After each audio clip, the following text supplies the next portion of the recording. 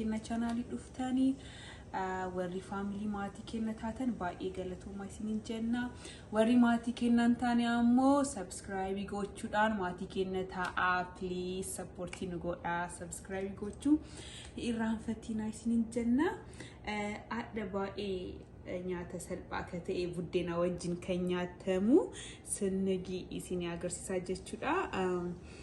Aspira wanta hundumaa mummuree qopheessee jira kan nu barbaachisu. Aspira qaariyaa jira, qullubbii adii fi shunkurtiin diimaan aspira jira. Aspira ammoo soqiddaa fi mixmixaan jira. Hundumaa qopheesseera. Qaariyaan kunoo aspira jira. Gilaafsii godhee miciraan keessa baafnaa jechuudha.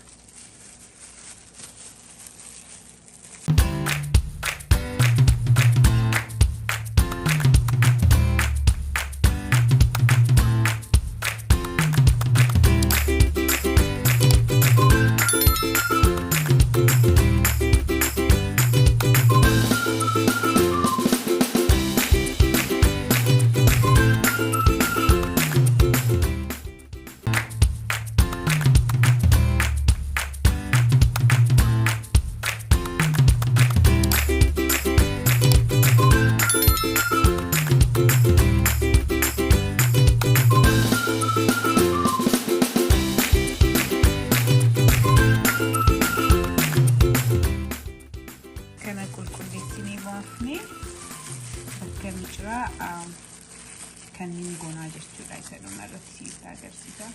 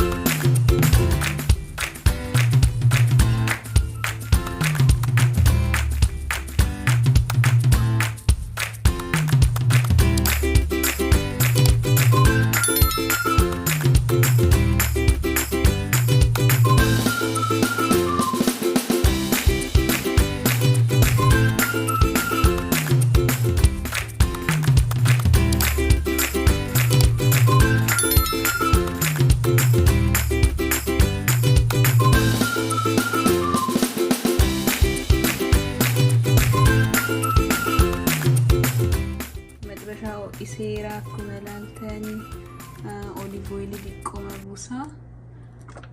Hin bilcheessinu iyyuu wanti hundumaa jechuudha. Waddinee dafnee baasnaa.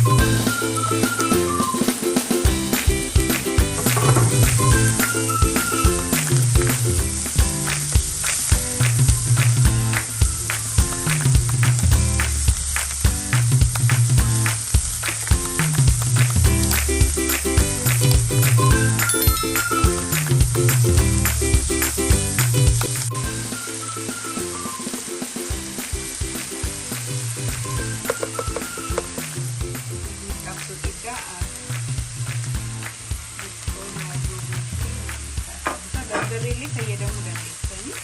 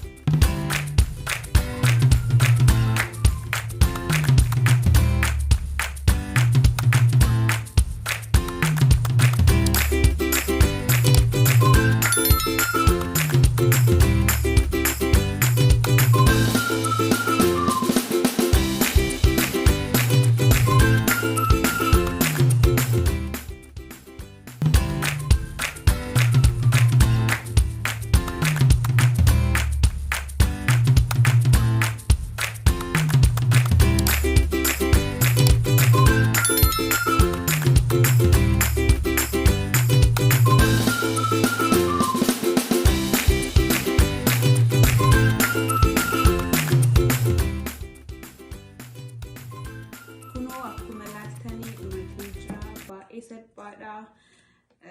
Wanta adda akka ta'e uumaan buufneeyyuu akkuma isin argitanii jechuudha. Mana keessanitti hojjedhaa ilaalaa baay'ee jaalattanii nyaata bifa wajjin like akka appetizer illee ta'a garuu akka appetizer jennee before food nyaannu iyyuu buddeenuma wajjin nyaanna jechuudha. Waxii adda addaatiin baay'ee bareedaadha. Hin jaalattanii try godhaa. Share, like, subscribe gochuun irraanfatina.